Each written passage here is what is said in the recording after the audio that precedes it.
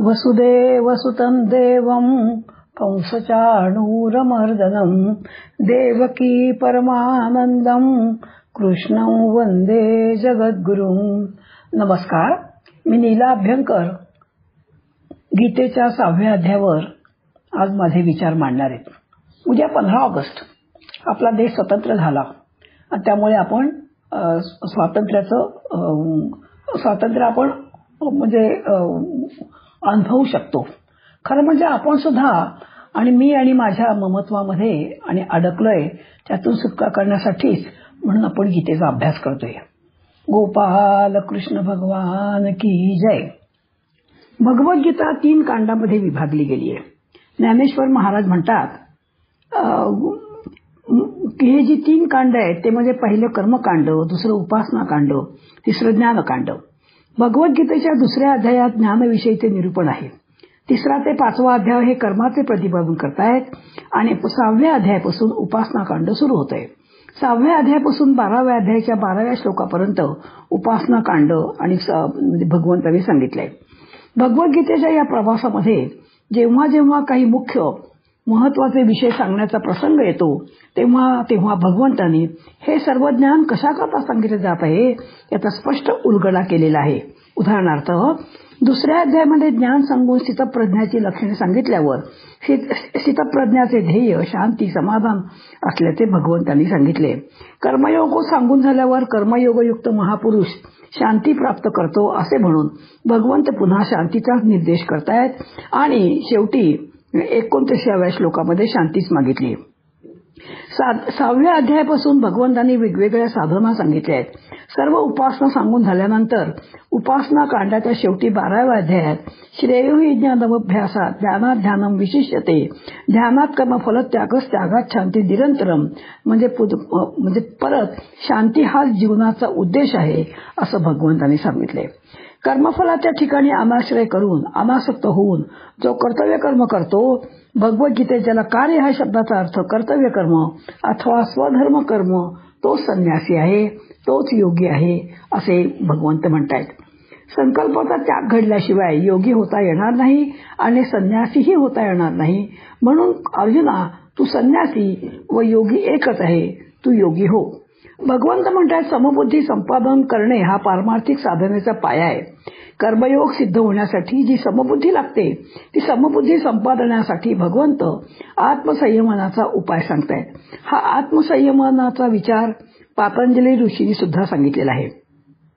बंधुरात्मा अनस्य येनात्मैवा मनाजितः आत्मन अनात्म वस्तू शत्रुत्वे वर्तेतात्मैव शत्रुवत. म्हणजे 5व्या आणि 6व्या श्लोकाचा आपण थोडा विचार करणार आहोत. जर आपण आपल्या स्वतःवर विजय मिळवला तर आपणच आपले हितकर्ते होतो, बंधू होतो आणि स्वैर वर्तनाने आपणच आपले शत्रू होतो असे सांगून भगवंत आत्मसंयमानाचे महत्व प्रतिपादन करीत आहे. 5वा व 6वा श्लोक स्वतःवर नियंत्रण असले पाहिजे तरच माझा उद्धार मी करेन असा भगवंतांनी इथे आपल्याला उपदेश केलाय. भगवंतावर गुरूंवर निष्ठा हवी आणि विश्वासही हवा. उदाहरण जर पाहिलं तर एकलव्य, महाभारतातील एकलव्याची गोष्ट सगळ्यांना माहिती आहे. गुरु द्रोणाचार्याने त्याला शिकविल्यास नकार दिल्यावर त्याने त्यांचा पुतळा बदलला व मनाने त्याला सद्गुरू मानले. पुढे त्याने अर्जुनापेक्षाही जास्त ज्ञान मिळविले. जे ज्ञान द्रोणाचार्याने अर्जुनाला देऊ शकले नाहीत ते ज्ञान त्याने मिळवले. या ठिकाणी निष्ठा असेल तर भगवंत मदत करतात हे लक्षात ठेवूया. मी ते करू शकतो, मी सफलता मिळवीनच हा विश्वास हवा. आत्मविश्वास अत्यंत महत्वाचा आहे. तो इथे आपल्याला भगवंत शिकवत आहे. कारण शरीर जे आहे म्हणजे उद्धारासंबंधित आपल्याला काही शिकायचं असेल तर मी शरीर नाही, कारण शरीर बदलत राहते आणि मी तोच राहतो. हे शरीर माझेही नाही, कारण शरीरावर माझा कोणताही अधिकार चालत नाही. आता शरीराला ज्याप्रमाणे मी ठेवू इच्छितो तसे ते राहू शकत नाही. जितके दिवस ठेवू इच्छितो तितके दिवस राहू शकत नाही आणि जसे मी त्याला बलवान करू इच्छितो तसेही करू शकत नाही. म्हणून हे जे शरीर आहे ते माझे नाही. आता अशी शंका येते की ईश्वर, संत महात्मा, गुरु, शास्त्र यांच्याकडूनच तर मनुष्याचा उद्धार होत असतो. मग आपला आपण उद्धार करून घ्यावा असे का बरं म्हटलंय? याचे समाधान असे आहे की ईश्वर, संत महात्मे इत्यादी आपला उद्धार तेव्हाच करतील जेव्हा त्यांच्या ठिकाणी आपली श्रद्धा असेल. आणि ती श्रद्धा आपल्याला स्वतःच ठेवावी लागेल. कारण स्वतः त्याच्या ठिकाणी श्रद्धा ठेवली नाही तर ते आपल्या ठिकाणी श्रद्धा करवून घेतील का? म्हणून श्रद्धा ही अत्यंत महत्वाची आहे. साधक श्रद्धा ठेवली, जे त्यांच्या सन्मुख झाले त्यांनी त्यांची आज्ञा पाळली, त्यांचा त्यांनी उद्धार केला. म्हणून साधकाने शास्त्र, भगवंत, गुरु इत्यादींविषयी श्रद्धा, विश्वास ठेवून तसेच त्यांच्या आज्ञेनुसार वर्तन करून आपला आपण उद्धार करून घ्यावा. इथे आपल्याला गजानन महाराजांची आठवण येते. ती पण गोष्ट सगळ्यांना माहिती आहे की बेडका त्यांनी जेव्हा आपल्या खोकल्यातला बेडका जेव्हा त्या महारोगाच्या अंगावर टाकला तर तो महारोगी पूर्णपणे बरा झाला. त्याची श्रद्धा आणि विश्वास होता म्हणून श्रद्धा आणि विश्वास फार महत्वाचा आहे. पुढे 7व्या श्लोकात म्हणतायत, ज्याने आपणच आपल्यावर विजय मिळवला आहे त्या शीत उष्ण, अनुकूलता प्रतिकूलता, सुख दुःख तसेच मान अपमान यामध्ये शांत चित्त निर्विकार असलेल्या मनुष्याला परमात्मा नित्य प्राप्त असतो. इथे आपल्याला बघा तुकाराम महाराजांची आठवण येते. राहायला घर नाही, नंतर खायला रोज अन्न मिळतंय ह्याची सुद्धा वंचना होती. अंगात घालायला कपडे पण नव्हते. म्हणजे कुठल्याही प्रकारची सुखाची जी सगळी साधनं असतात ती नव्हती. पण तरी पण ते आनंदात होते. ह्या सर्व गोष्टी ज्याच्याकडे आहेत, परंतु तो मग तो सुखी नसो. सगळ्या प्रकार धन धान्य, पैसा, अडका, चांगली बायको, घरदार आहे पण सुखी नसतो. ह्याचं कारण असं, त्याच्या अंतःकरणात रात्रंदिवस ही चिंता राहते की माझी ही सामुग्री नष्ट तर होणार नाही ना. ही सामुग्री अशीच कायम कशी राहील, तिची वाढ कशी होईल, यामध्ये तो दिवस रात्र दंग असतो. आणि म्हणून अशी माणसं दुःखी असतात. म्हणजे सुख आणि दुःख हे सगळं आपल्यावरतीच अवलंबून आहे. पुढे 10 ते 14 श्लोकामध्ये योग्यांचे वर्णन केले असून ध्यानाची प्रक्रिया सांगितली आहे. 11 लक्षणे योगाची सांगितली आहेत, ती आपण थोडक्यात बघूया.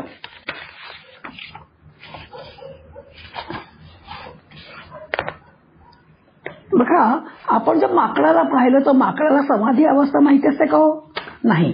तसं चंचल मनाला स्थिर राहणं ठाऊक असतं का? मुळीच नाही. चंचल मनाच्या स्वभावापुढे आपलं काहीही चालत नाही. म्हणून प्रश्न विचारलाय अर्जुनाने की मी माझ्या मनाला ताब्यात कसं ठेवू? कृष्ण हसले आणि म्हणाले, आणि हा जो दोघांच्यातला संवाद झालाय तो आता आपण म्हणजे पुढच्या श्लोकामध्ये पाहूया. आपल्या मनाची अवस्था कशी असते तर मन बुद्धीला छळतं, मन निश्चय टाळतं, मन ध्येयापासून पळतं, मन विवेक विसरतं, मन काहीही दिशा हिंडून येतं. वारा थांबत नाही तसं मनही थांबत नाही, व थांबवावं तर मन अजून जोरात पळतं. म्हणून भगवंत गोड हसून म्हणाले की हे बघ, तू आता ह्यासाठी काय हो तर तू योगी हो. आणि म्हणून योगाची लक्षणं भगवंत सांगतायत. योगी कोण? बघा, झाडापासून अन्न धान्य फळं बिळं सगळी मिळत आहेत, पण झाड कधी आपल्याजवळ ठेवतं का? हो, ते लोकांना देतात. जी कर्म त्याप्रमाणे जे फळाची अपेक्षा ठेवत नाही, कर्म केल्याचा अहंकार करत नाही, तो योगी. अति झोप, प्रमाणाबाहेर आहार, अजिबात न झोपणे, आहार टाळणे, संतुलित आहार व पुरेशी झोप, त्याला म्हणायचं योगी. सुख दुःख समान जो मानतो तो योगी. मनावर विजय मिळवतो तो योगी. मीपणा निघून जातो. योगी जसं सोनं तापवल्यावर हिणकट भाग निघून जातो तसा हा योगी असतो. मोहाला कधी बळी पडत नाही. जगाकडे समदृष्टीने पाहतो. विवेक बुद्धीने म्हणजे चांगल्या बुद्धीने वागणारा जो असतो तो योगी. वासना अहंकार ज्याच्यापाशी नाही तो योगी. कर्म करून फळाची अपेक्षा ठेवत नाही तो योगी. द्वैत भाव सोडून सर्व एकच आहे. जसे अलंकार वेगवेगळे पण त्यातील सोनं एकच आहे तो योगी. मनाने जो स्थिर असतो तो योगी. अर्जुन म्हणतो की ही सर्व साधू संतांची लक्षणं आहेत. अरे फार अवघड आहेत, मी तर काही करू शकत नाही. म्हणून कृष्ण योगाभ्यास म्हणजे ध्यान समजावून सांगतायत. त्याच्या 3 पायऱ्या आहेत, ते आता आपण बघूया. योग म्हणजे काय? तर योग म्हणजे जीवन जगण्याची कला. संसार सागर पार करण्याच्या युक्तीचे नाव आहे योग. कृष्णाने अर्जुनाला समरांगणात म्हणजे कुरुक्षेत्रावर हा योग शिकवलाय. समत्वम योग उच्चते म्हणजे बॅलन्स एव्हरीवेअर. हे अगदी सगळ्यांनी महत्वाचं जे आहे ते लक्षात ठेवावं. संपूर्ण जीवन हे संतुलित हवं. स्वतःवर नियंत्रण असला पाहिजे. माझ्या जीवनाचा उत्थान माझ्यावर अवलंबून आहे. माझ्या जीवनाचा शिल्पकार मी आहे, असे वामनराव पै म्हणायचे. त्याची इथे आठवण होते. कर्मफळाचा आश्रय न घेता जो कर्तव्य कर्म करतो तोच संन्यासी आणि तोच योगी. केवळ अग्नीचा त्याग करणारा संन्यासी होत नाही किंवा क्रियांचा त्याग करणाराही योगी होत नाही. समता कशी म्हणजे आणता येईल तर दुर्वर्तन रहित होणे यासाठी कोणालाही वाईट समजू नये, कोणाचंही वाईट करू नये, कोणाविषयी वाईट विचार आणू नयेत, कोणातही वाईटपणा पाहू नये, कोणाचाही वाईटपणा ऐकू नये, कोणाचाही वाईटपणा सांगू नये. असे दुर्वर्तन रहित झाल्याने आपल्यात स्वाभाविक चांगुलपणा निर्माण होईल. यानंतर ध्यानाचा अभ्यास आणि आपल्याला भगवंत सांगतायत. केमिस्टच्या दुकानामध्ये मालक आजारी पडला. मित्राने विचारले, अरे तुझ्याकडे तर खूप औषध आहेत, अरे नाव माहित आहेत का? सगळ्याची नावं तुला माहिती आहेत, पण वापरायची कशी हे मला माहित नाही रे. असंच आपणही अनेक ठिकाणी श्रवणाला जातो. भागवत, रामायण, उपनिषद वगैरे आपणही खूप ऐकतो, पण केमिस्ट सारखे म्हणजे आपण आहोत. तो स्वतः स्वस्थ होऊ शकत नाही आणि इतरांनाही स्वस्थ करू शकत नाही. तसंच श्रवण खूप केलं, पण जीवनातल्या कठीण प्रसंगी जर त्याचा वापर करू शकलो नाही तर त्या श्रवणाचा काय बरं उपयोग? औषधांची नावं घेऊन रोग बरा होत नाही, पण ते औषधाचे सेवन केल्यावर लाभ होतो. तसंच गीता ही आपली आई आहे, लाड करणारी आई आहे, शाश्वत आहे. तिच्या मांडीवर बसून तिला म्हणूया की तुझे रहस्य तूच मला सांग. 6व्या अध्यायात भगवंत सांगतात, एका जागी स्थिर बसा. हा 13वा श्लोक आहे. आणि नाकाच्या शेंड्याकडे पहा. भगवंतांनी इतर ठिकाणी न बघता नाकाकडे बसायला का बरं सांगितलं असेल? कारण नाक हे महत्वाचा अवयव आहे. नाक म्हणजे कटून म्हणजे तुटून चालणार नाही. शूर्पणखाचे नाक कान कापले, नंतर ती रडत रावणाकडे गेली आणि रामायण घडलं. माणूस विचार करतो की आपले नाक कटता कामा नये, म्हणून ध्यान करताना नाकाच्या शेंड्याकडे आपल्याला बघायला इथे श्रीकृष्ण सांगतायत. वृत्ती स्थैर्यासाठी हे आलंबन म्हणून हा उपाय चांगला आहे. ते साधल्यावर मच्चित्त आणि मत्पर व्हावायचे आहे. श्री गुरूंच्या मदतीने इकडे दृश्य तिकडे देव, मध्ये शून्यत्वाचा ठाव या समर्थ वचनानुसार वृत्ती आत्माकार करण्याचा प्रयत्न करावा. हळूहळू परमशांती मिळते आणि परमशांती हेच खरे भाग्य आहे. आसन पवित्र असावे, जागा स्वच्छ असावी, एकांत हवा, प्रशांत भावाने बसा. शरीर स्थिर असावे, ज्याचं तन स्थिर त्याचं मनही स्थिर. बघा, खाली एक चांगलं म्हणजे गोधडी म्हणा किंवा म्हणजे गरम असं एखादं आसन आणि त्याच्यावर पांढरे शुभ्र वस्त्र आणि ती आपली बैठक असावी. 14व्या श्लोकात म्हणतात की मन हे संयमित करून चित्त भगवंताला जोडावे. डोळ्याने टिप ऑफ द नोज कडे म्हणजे नाकाच्या शेंड्याकडे बघावे आणि चारी दिशांकडे लक्ष जाता कामा नये. जीवनभर सर्व दूर आपण पाहिलं ना हो, नद्या पाहिल्या, पर्वत पाहिली, माणसं, घरं, सगळं इत्यादी सगळं पाहिलं, पण नाकाकडे लक्ष केंद्रित करायचे असल्याने प्राणायाम करायचा म्हणजे पूरक, रेचक आणि कुंभक. श्वास आत घ्यायचा त्याला म्हणायचं पूरक, मग श्वास रोखायचा त्याला म्हणायचं कुंभक, मग हळूहळू सोडायचा त्याला म्हणायचं रेचक. त्यानंतर जीवनाचा व्यवहार सांगितला. युक्ताहार विहारस्य, जेवण हे आवश्यकतेनुसार करा. भोजनासाठी जेवण की जीवनासाठी भोजन हा प्रश्न स्वतःला विचारल्यावर भोजन आपोआप नियंत्रित होईल. 2 प्रकारचं भोजन आहे बघा, एक आहे हितकारी, दुसरं आहे सुखकारी. बहुतांश लोक सुखकारी जेवण जेवतात, म्हणजे चविष्ट, मसालेदार वगैरे. डोंगरे महाराज म्हणायचे, जिभेला खूप हवे असते, पण जीवनाला इतक्या जेवणाची गरज नाही. अनेक संतांनी शंकराचार्यांसह भोजनाबद्दल खूप विचार केलाय. आहार शुद्धी, सत्वशुद्धम, सात्विक आहारच घेतला पाहिजे. आहार शुद्धीमुळे अंतःकरण शुद्ध होतं आणि त्यामुळे तुमचे लक्ष निरंतर परमात्म्याशी निगडीत राहतं. एका संतांनी म्हटलंय की बकरी तशी बरोबरसारखी सरत असते, माणसाने असं खाऊ नये. सतत त्याचंच अनुसंधान असल्याने म्हणजे भगवंताचं अनुसंधान असल्याने मोक्षाची वाटचाल शोधावी लागत नाही, आपोआप प्राप्त होते. युक्त आहार म्हणजे आहार विहार हे नियंत्रण असावं. मुक्त चेष्टस्य, बघा काही लोकांना मान हलवायची, पाय हलवायची, बोटांची नखं खायची खूप सवय असते. योगी व्हायचं असेल तर ह्या चेष्टाही बंद केल्या पाहिजेत. योग्य कर्म असेल तेच केले पाहिजे. जे साधकांचे कर्म आहे, जो अध्यापक आहे, जो विद्यार्थी आहे, जे गृहिणी आहे किंवा जो वैमानिक आहे, त्याने आपापली कर्म केली पाहिजेत. तेवढेच केले पाहिजे जेवढे त्याला स्वधर्म त्याला करायचा आहे. जितकी झोपेची गरज आहे तेवढे झोपले पाहिजे, जागले पाहिजे. ब्रह्ममुहूर्तावर उठावे. ब्रह्ममुहूर्तावर का बरं उठायचं? त्याचं कारण असं, सर्व योगी आणि त्यावेळेला उठतात आणि त्यामुळे एक प्रकारची ऊर्जा या संबंध असमंतात असते. काही लोकांनी तर म्हटलं की उत्तरेकडे तोंड करून बसावं, कारण उत्तरेकडे हिमालय आहे, हिमालयात अनेक योगी आहेत. लोकांना सकाळी उठायला आवडत नाही, पण तीच वेळ फार महत्वाची आहे, कारण त्यावेळेला आपण मनाने आणि शरीराने सगळ्यांनी फ्रेश असतो आणि त्यावेळेला ध्यान लवकर लागायचा म्हणजे लवकर लागतं. अर्जुन विचारतोय, युक्त आहार विहार केल्यावर मला काय बरं प्राप्त होणार? परिणाम मला काय मिळणार? दुःखाचे हनन आपोआप होणार. अशी साधना करता करता आनंद प्राप्त होईल. आनंदाची अवस्था अवर्णनीय आहे. जशी आई होण्यास, आईचे वात्सल्य पुत्राला देण्यात, स्तनपान करण्यात जो आनंद तिला मिळतो, ते आईचं जाणं कोणाला म्हणजे आईला जे वाटतं तो आनंद कोणाला सांगता येत नाही. हे झाले लौकिक सुख. तसं ध्यान केल्यावर जे आध्यात्मिक सुख मिळतं ते सुद्धा वर्णनातीत आहे. बरं, हा जो परमोच्च आनंद मिळाल्यावर जर अतीव दुःख आलं तर त्याला सहन करण्याची ताकद म्हणजे आपल्याला ह्या ध्यानामुळे मिळते. इथे मला एक उदाहरण आठवतं. अखंडानंद सरस्वती महान योगी, महान संत होते. त्यांना कॅन्सर झाला होता.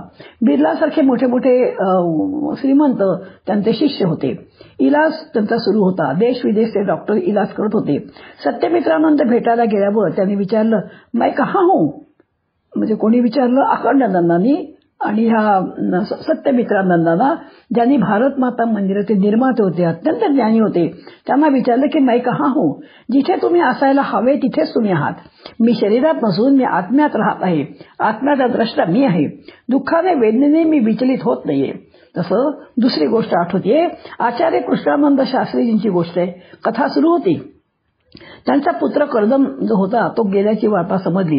कथा पूर्ण केल्यावर ते म्हणाले, मोठ्या म्हणजे बगीच्यातली सुंदर सुंदर फुलं तोडता, माला करता आणि देवाला वाहता. त्या माला म्हणजे हार. माझा कर्दमरूपी सुंदर फूल देवानं तोडलं व स्वतःच्याच पायावर वाहिलं. एकुलता एक मुलगा, मुलाच्या मरणाने ते विचलित झाले नाही. कारण ज्यांनी परमेश्वराला जीवनाचे सर्वस्व मानले आहे, ज्याचा सारथी परमेश्वर आहे, ते म्हणतायत, अनेक जन्मापासून म्हणत आलोय की देवा, जे काही माझे आहे ते तुमचे आहे, मी देखील तुमचा आहे. मग तुमचा मुलगा तुम्ही नेला तर मी तक्रार कोणाला करू? सर्व संसार सुखदुःखाने भरलेला आहे. दुःख आले तर मी विचलित कसा होऊ? ही सर्व ताकद ध्यानामुळे मिळते. ध्यानामुळे एवढी ताकद लगेच मिळणार नाही, पण हळूहळू मिळेल. ध्यानामुळे मिळणारे सुख हे सर्वोत्तम आहे. त्याच्यापुढे दुःख छोटेच ठरते. म्हणून भगवद्गीता हे जीवनाचे शास्त्र आहे. दुःखाला सहजपणे साधक सहन करतो आणि ते सगळं आपल्याला हे ध्यान देतं. आणि म्हणून ध्यान नित्य करावं. जेणे विठ्ठल मात्रा घ्यावी त्याने पथ्ये सांभाळावी. या तुकाराम महाराजांनी म्हटल्याप्रमाणे ध्यानासाठीही काही पथ्ये सांभाळावी लागतात. युक्ताहार विहारस्य युक्त चेष्टस्य कर्मसु. युक्त म्हणजे काय? आहार म्हणजे प्रॉपर किंवा योग्य. युक्त म्हणजे सर्व युक्त हवं, प्रॉपर हवं. आहार सात्विक हवा. चित्ताची शुद्धता सात्विक आहाराने होते. ज्याला जीवनात आध्यात्मिकता वाढवायची असेल त्यांनी पिझ्झा, बर्गर, चायनीज वगैरे खाता कामा नये. भगवंताची 4 साधने आपल्याला दिली आहे. एक म्हणजे शरीर, दुसरं मन, बुद्धी आणि वाणी. ही सर्व शुद्धच हवी.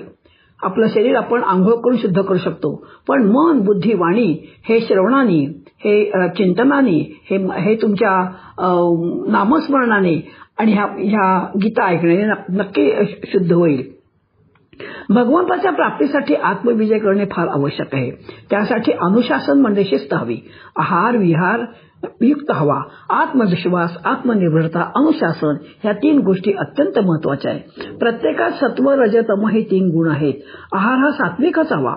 बघा, चंचलता आहे हा रजगुण आहे. प्रकाश, शांती, समाधान हा सत्वगुण आहे. आणि जाड्य, एका जागी स्थिर बसणारा हा तमोगुण आहे. जसं तुम्ही अन्न खाता तसं तुमचं मन बनतं. अन्नाच्या बाहेरच्या भागातून त्वचा तयार होते, मधल्या भागातून मांस, रक्त वगैरे तयार होतं, आतल्या भागातून मन तयार होतं. म्हणून स्वयंपाक करणाऱ्याचे मन, विचार, सुचिताचा परिणाम अन्नावर होतो. म्हणून आंघोळ करून सुचिरभूत होऊन स्वयंपाक करावा. भगवंताचे स्मरण करत करत स्वयंपाक करावा. प्रेमाने अन्न शिजवावे. विधात्याने सर्वोत्कृष्ट शरीररूपी यंत्र आपल्याला दिलेले आहे. त्याचं फक्त मेंटेनन्स आपल्याला करायचंय आणि म्हणून अनुशासन महत्वाचं आहे. युक्त आहार सांगितला आहे. आपण जे अन्न खातो ते शांतपणे, आनंदाने, सावकाशीने खाल्ले पाहिजे. पोटातल्या भगवंताला आपण तृप्त करत आहोत हा भाव हवा आणि त्यामुळे खाणाऱ्याचे व्यक्तिमत्व त्याने बनणार आहे. वदनी कवळ घेता नाम घ्या श्रीहरीचे, सहज हवन होते नाम घेता फुकाचे, जीवन करी जीवित्वा अन्न हे पूर्ण ब्रह्म, उदर भरण नोहे जाणीजे यज्ञ कर्म. किती सुंदर विचार आहे. हा रसनेंद्रियांचा आहार पाहिला. आता कान, डोळे, नाक, स्पर्श त्याचाही आहाराचा विचार केला पाहिजे. टीव्ही, मोबाईल किती पाहायचा, कानाने सतत किती ऐकायचं, यातही शिस्त हवी. शिष्टाचार, सदाचार, साधकाचार, शौचाचार म्हणजे शुद्ध जीवन जगणं हे पाळल्यावर साक्षात्कार म्हणजे भगवंताचा सुदर्शन होतो. त्यानंतर विहार म्हणजे फिरणं. शरीराची हालचाल योग्य प्रमाणात झालीच पाहिजे. गुलाबराव महाराज म्हणायचे 3 गोष्टी अत्यंत महत्वाच्या: व्यायाम, वाचन, जप करणे. चांगलं वाचन, सत्संग केला तर झोपही पुरेशी लागते, स्वप्नही नको ती पडत नाहीत. असा युक्त आहार विहार निद्रा घेणाऱ्या योग्याची तुलना श्रीकृष्ण हालचाल नसलेल्या वाऱ्याच्या ठिकाणी ठेवलेली दिव्याची ज्योत जशी स्थिर असते तिच्याशी करतायत. श्रीकृष्ण पुढे म्हणतायत हा ध्यानाचा अभ्यास न कंटाळता निश्चयाने नित्य केला पाहिजे. 26व्या श्लोकात अर्जुन विचारतो हे अस्थिर आणि चंचल मन स्थिर कसं करायचं. हा प्रश्न तर खरं सर्वांचाच आहे आणि म्हणून समर्थांनी 205 मनाचे श्लोक लिहिले आहेत. पण मनाचा गुण असा आहे की एखादी गोष्ट त्याला आवडली की ते त्याला जाऊन चिकटतं. जिथे जिथे मन जाईल तिथे तिथे परमात्म्यालाच पाहिजे. जसे गायीची आठवण आली तर गायीच्या रूपात परमात्म्याला पाहिजे, गंगेची आठवण झाली तर गंगेच्या रूपात परमात्म्यालाच पाहिजे. म्हणून अभ्यासाने आणि वैराग्याने मात्र मन आवरता येते. भगवन नामाचा जप करावा. पायापासून मुकुटापर्यंत आणि मुकुटापासून पायापर्यंत भगवंताच्या स्वरूपाचे चिंतन करावे. भगवान माझ्या समोर उभे आहेत, तो माझा आहे असे समजून भगवंत स्वरूपाचे चिंतन करावे. म्हणजे विरक्ती ही अत्यंत महत्वाची आहे. एवढं सांगून झाल्यानंतर आणि समारोप करताना फार महत्वाचा भाग आणि इथे आपल्याला भगवंत सांगतायत तो आपण अगदी थोडक्यात बघूया. योगारूढ पुरुषाचा आत्मज्ञानापर्यंतचा प्रवास. कर्मयोग सिद्धीसाठी समबुद्धी संपादनाचा उपाय आत्मसंयम आवश्यक आहे. समबुद्धी प्राप्तीचा उपाय ध्यानयोग. समबुद्धी संपादनाचा मार्ग चुकला तर आपणच आपले वैरी होतो. स्वतःवर विजय मिळवला तर आपणच आपले हितकर्ते किंवा बंधू होतो. स्वैरवर्तनाने शत्रू होऊ. इंद्रिय निग्रहाने प्रकृतीवर मात, संकल्पावर विजय मिळवणे, विकल्पांचा त्याग करून आत्मस्थ होणे, सहिष्णुता, द्वंद्व सहन करणे. उदाहरणार्थ शीत, उष्ण, सुख, दुःख, अपमान, मान सर्व ठिकाणी समबुद्धी ही आवश्यक आहे. समदृष्टी ही आवश्यकच आहे. सर्व भूतमात्रांच्या ठिकाणी आपण आणि आपल्या ठिकाणी सर्व भूतमात्रे असा व्यापक दृष्टिकोन ठेवणे. अशा प्रकारे भगवंतांनी ध्यानाचे उद्दिष्ट सांगून प्रत्यक्ष ध्यान कसे करावे हे इथे सांगितले. ध्यानात आपण परमात्मा स्वरूप आहोत या अनुभूतीनंतर याही अवस्थेच्या पुढे जाऊन योगी समदृष्टी प्राप्त करतो. भगवंत म्हणतात जो पुरुष सर्व भूतमात्र आपण जगत मिळून सर्वत्र एक परमात्मा पाहतो त्याला मी कधीही अंतरत नाही, तोही मला अंतरत नाही. अशी आत्मज्ञानाची परमोच्च सीमा हा योगारूढ पुरुष या 6व्या अध्यायामध्ये कसा करतो याचं वर्णन केलंय. आता अर्जुनाची शंका अशी आहे की मन हे अत्यंत चंचल, हट्टी, आत वळण्यास कठीण आहे. तर समबुद्धीने, साम्य बुद्धीने प्राप्त होणारा हा योग कायम टिकेल असे मला वाटत नाही. ध्यानकाळी मनाचे साधकाच्या चित्तावर वेगाने आक्रमण होऊ शकते. अशावेळी मनाचा निग्रह करणे हे वाऱ्याला धरण्याचे कठीण आहे. म्हणून हा योग दुष्प्राप्य आहे.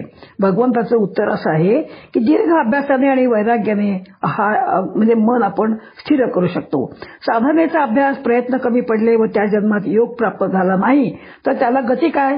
ह्या जन्मात केलेला अभ्यास वायाच गेला असे समजायचे का.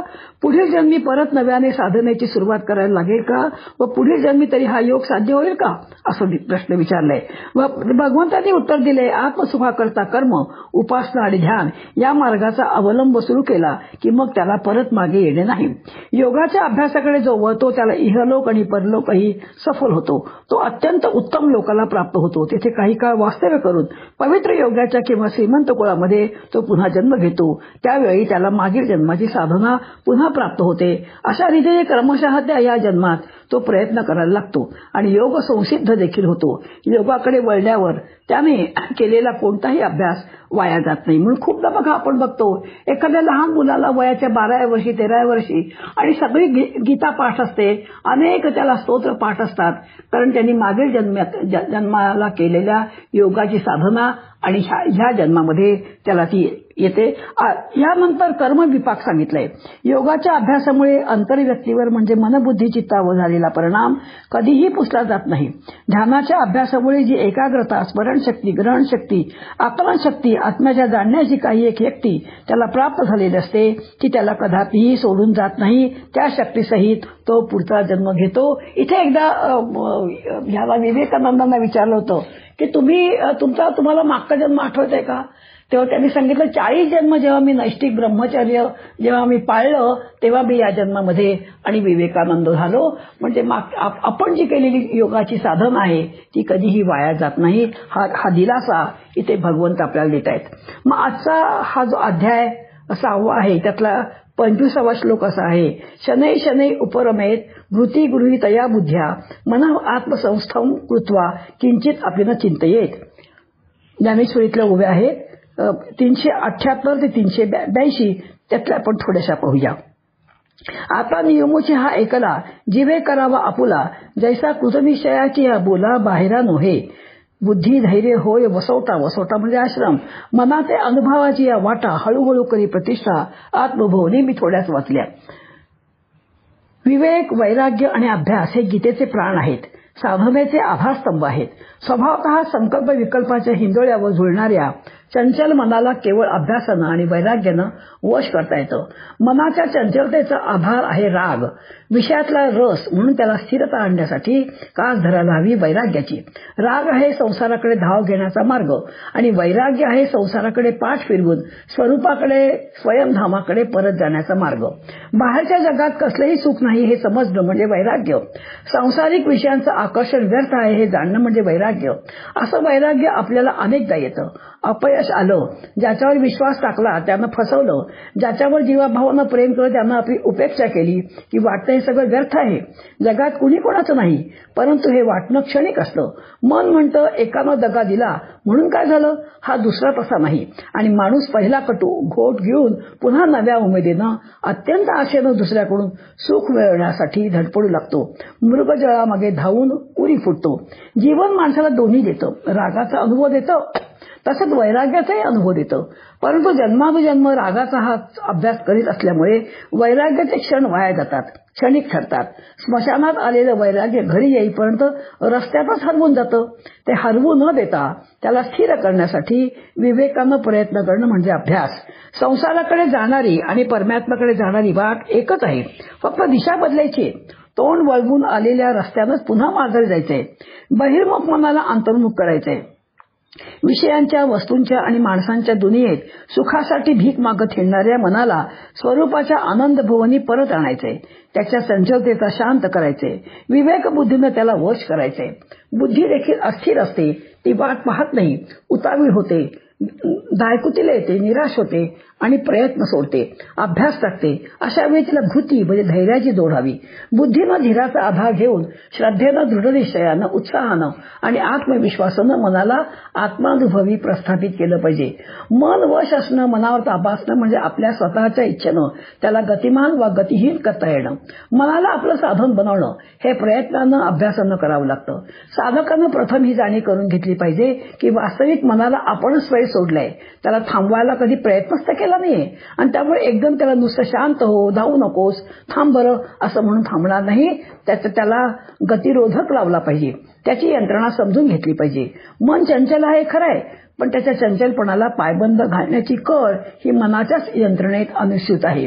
मन धावतं तादात्म्यानं. आपण ज्या वृत्तीशी, विषयाशी, वासनेशी एकरूप होतो त्या वृत्तीबरोबर मन धावतं. सहयोग मनाला गती देतो. त्या वृत्तीमध्ये आपण इतके रंगून जातो, इतके बुडून जातो की आपल्या अस्तित्वाचं आपल्याला भानच राहत नाही. आणि म्हणून मग म्हणतो की रागाच्या भरात माझ्या हातून हे घडलं.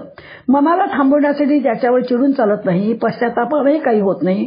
पुढच्या वेळी तेच घडतं म्हणून मनाला वृत्तीबरोबर धावू नकोस असं न म्हणता त्याला खुशाल मोकळं चढावं. मात्र आपण त्याला साथ देऊ नये. बाजूला राहून त्याची लीला अलिप्तपणाने पाहावी. समजा आपल्याला राग आला तर थोडं अंतर ठेवून पाहावं. मन चिडलंय हो, भांड म्हणतंय, अपशब्द बोल म्हणतंय, दुसऱ्याच्या श्रीमुखात भडकावून दे म्हणतंय, असं साक्षी भावानं पाहता पाहताच मनाचं अवसान गळून पडतं. त्यास गती देणारं ताब्यात त्याला मिळत नाही. या सावधानपणाचा अभ्यास चिकाटीनं करावा लागतो. इथे एक गोष्ट ध्यानात घ्यायला हवी की चिंतन करणं म्हणजे विचार करणं नव्हे. विचार हे बुद्धीचं अंग आहे, प्रकृतीचं कार्य आहे. तो येतो आणि जातो.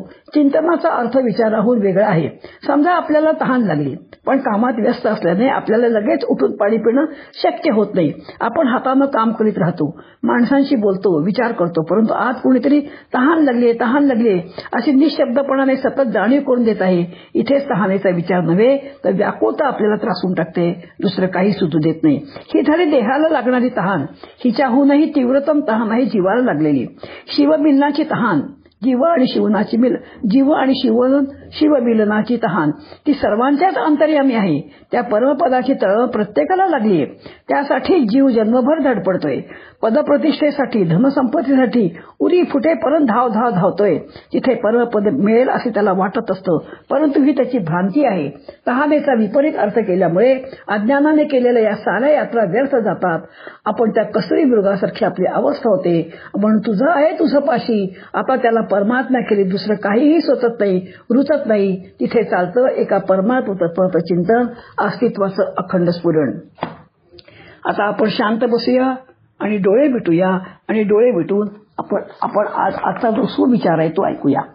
आजचा हा विचार, सत्य कधीच नष्ट होत नाही. लोक म्हणतात सच्चाईने काही होत नाही, चालाख लबाड तुम्ही बना. महाभारतात कोण जिंकलं हो? ज्यांच्याजवळ जास्त सैनिक होते ते जिंकले की ज्यांच्याजवळ सत्य होतं ते जिंकलं? कृष्ण म्हणाला तुम्ही सत्याच्या बाजूने राहिल्यावर मी तुम्हाला सोडणार नाही. म्हणून सत्य हे अमर आहे, असत्याला मरण आहे. प्रल्हाद म्हणजे सत्य, त्याला मारण्याचा खूप प्रयत्न केला पण त्याला कोणीही मारू शकलं नाही. म्हणून जीवनामध्ये सत्याची जोड धरावी, असत्याच्या मागे लागू नये. हा आजचा आपला सुविचार. कृष्णाय वासुदेवाय हरये परमात्मने प्रणतः क्लेशनाशाय गोविंदाय नमो नमः. गोपाल कृष्ण भगवान की जय.